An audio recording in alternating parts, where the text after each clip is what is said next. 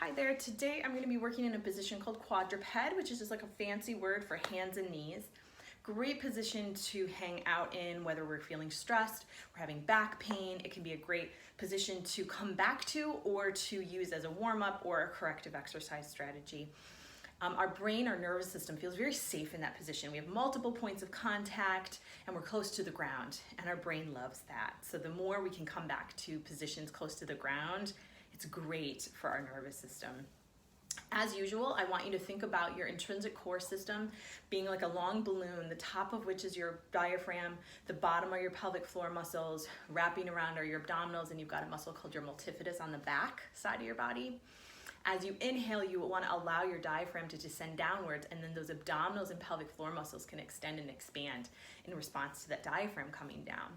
So when you get into hands and knees, what I want you to sort of take note of is, are you able to maintain the positioning cues of a long neck, chin tucked, so gaze towards the floor, chest staying wide, so we're not rounded forward, ribs slightly pulled down, and our hips relatively even, so we're not dumping into a pelvic tilt there. We're also not rounding, at least not yet.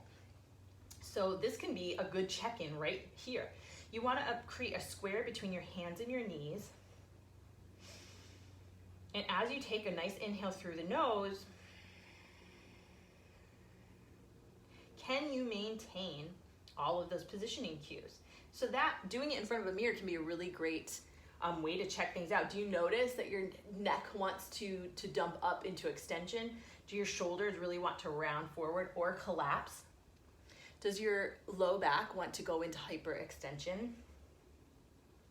Check your feet. You want to be on your toes. I'll move forward. So on your toes here, we're not in calf activation mode here. And so just hang out here for a few breaths and see if you can breathe into the belly, back, and sides. And then as you exhale, you should feel a nice abdominal contraction. Now, as a self-assessment tool, next level, you can see if you can start to move different parts of your spine. So can you move your neck into extension and flexion? Can you move your thoracic spine, the middle back? And really, can you pull those ribs down in the front, which is your lower thoracic? Lastly, can you move your lumbar spine in isolation? And this is where I really struggle. Can you move your low back without moving the rest of your back? So can you round? Can you extend?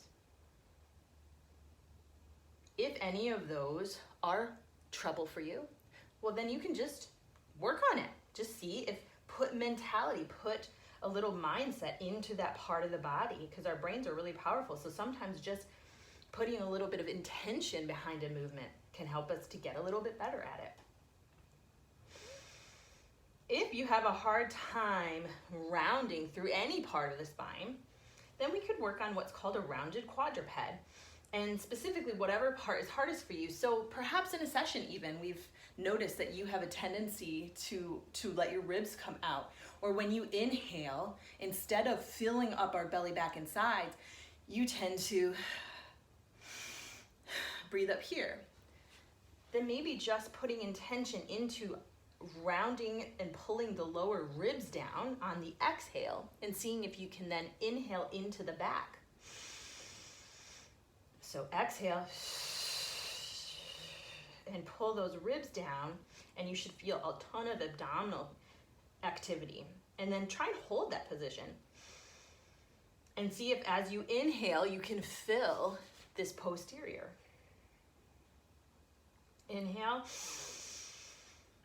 and exhale. You'll notice that I switched to a s or a sh sound. Either, I don't even know which one I was doing, probably s. Because that sometimes if we're having a harder time connecting to our abdominals, switching to that s or sh can really energize and centralize our airflow and our exhale, which can sometimes help us connect more to those abdominals. Eventually, we want to get to the point where we can connect all of these parts by breathing exclusively through our noses, and particularly trying to slow and extend our exhale if we're trying to connect to our abdominals because our abdominals are muscles of exhalation. So they should be really active and contracting as we exhale. So as many repetitions as you want. Again, you can utilize this as a self-assessment, but you also, depending on what you find, you can really focus on what part of the spine you really want to be moving through. And if nothing else, just hanging out in that position and trying to maintain spinal stability, stacking our ears over our shoulders, our ribs over our pelvis, can be a really great drill to just come back to at the end of a long day or as a warm-up to start the day. Okay, so I hope you found that helpful. Have a good one.